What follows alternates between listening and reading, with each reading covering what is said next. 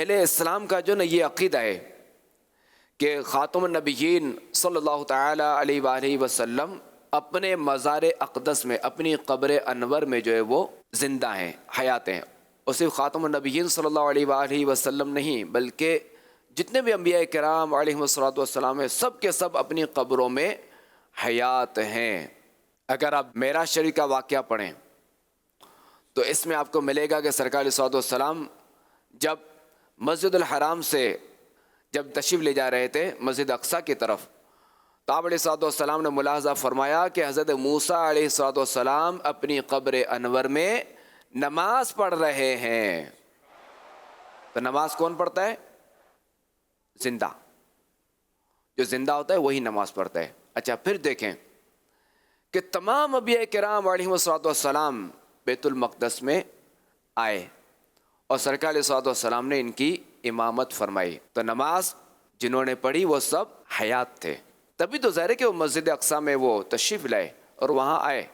جب حیات تھے تبھی آئے نا. اور پھر دیکھیں کہ نبی کی طاقت دیکھیں کہ جب ہمارے آقا علیہ الصلوۃ والسلام جب آسمان دنیا پر تشریف لے گئے تو 7ویں آسمان پر جو ہے وہ حضرت ابراہیم علیہ الصلوۃ والسلام تھے.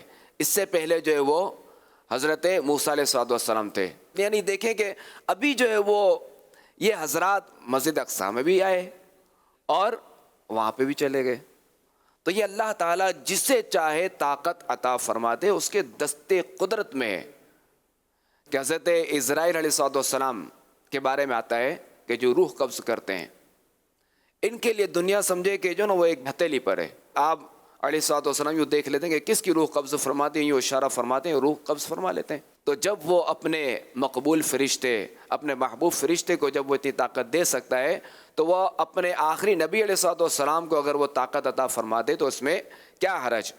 اور خود ہمارے آقا علیہ الصلوۃ والسلام فرماتے ہیں لیس من عبد یصلی علی الا بلغنی صوته حیث کان، یعنی جو بھی شخص مجھ پر درود پاک پڑھتا ہے اس کی آواز مجھے پہنچتی ہے خواہ وہ کہیں بھی ہو. اور ایک روایت میں ہے کہ صحابہ کرام علیہم رضوان نے عرض کی کہ صحابہ فرماتے قلنا وبعد وفاتی کا، یعنی یا رسول اللہ صلی اللہ علیہ وآلہ وسلم کہ آپ کے وفات کے بعد بھی؟ قالا فرمایا وبعد وفاتی، اور میری وفات کے بعد بھی. فرماتے ہیں کہ بے شک اللہ تبارک و تعالی نے زمین پر حرام فرما دیا ہے کہ انبیاء کے جسموں کو وہ کھائے. تو یہ نبی کی شان ہے. جب نبی کی یہ شان ہے کہ ان کا جسم مٹی نہیں کھا سکتی تو پھر امام الانبیاء کی کیا شان ہے.